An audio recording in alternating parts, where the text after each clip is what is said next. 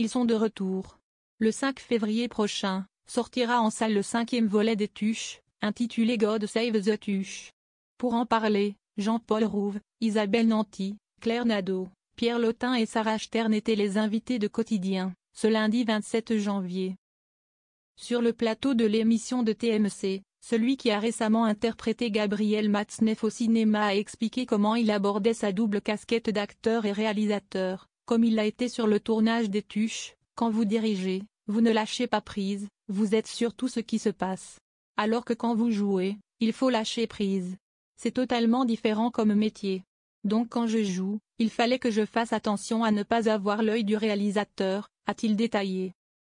Pour avoir un avis sur son jeu, Jean-Paul Rouve a également pu compter sur l'expérience de sa partenaire de jeu, à savoir Isabelle Nanty, car s'ils forment un vrai duo dans la saga, les deux comédiens entretiennent aussi de très bonnes relations dans la vie.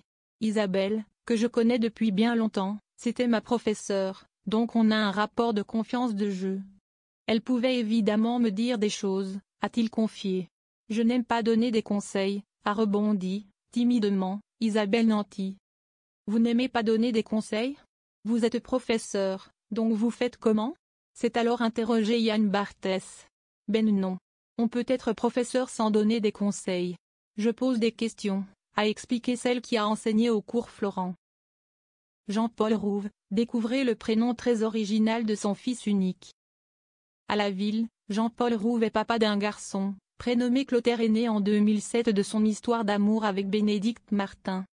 Un choix de prénom peu commun mais qui cache une belle histoire. En 2021, alors qu'il était en pleine promotion pour le film Le Trésor du petit Nicolas sur le plateau de C'est à vous sur France 5, le comédien est revenu sur l'origine du prénom de son unique fils. Comme il l'a rappelé, Jean-Paul Rouve a découvert ce personnage lorsqu'il n'était qu'un jeune garçon. J'étais dans une librairie à Dunkerque. Il y avait un rayon jeunesse et je me souviens du premier livre que ma marraine m'a offert, s'est-il souvenu. Dès lors, Anne-Elisabeth Lemoine a profité de cette anecdote pour revenir sur le nom du fils de son invité. « Et vous avez appelé votre fils Clotaire ?» lui a-t-elle lancé, avant de lui demander « Clotaire à cause du cancre, dans le petit Nicolas ?» Note de la rédaction. Surpris que la présentatrice connaisse cette information, Jean-Paul Rouve a donné plus de détails sur ce choix de prénom. « C'est vrai que ça fait partie de mon inconscient, mon univers. » Goscinny, René Goscinny, auteur du petit Nicolas. Note de la rédaction. Énormément.